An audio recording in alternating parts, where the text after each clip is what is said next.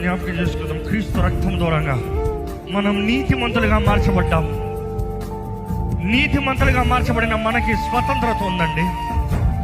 నీతిమంతులుగా మార్చబడిన మనకి విడుదల ఉందండి. నీతిమంతులుగా మార్చబడిన మనము ధైర్యంగా బ్రతికే అవకాశం ఉంది. జ్ఞాపకం చేసుకుందాము, మనం ఏమై ఉన్నాము, యేసునందు మనం ఏమై ఉన్నాము.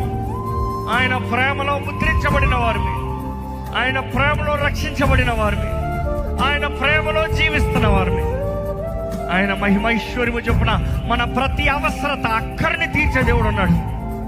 బిలీవ్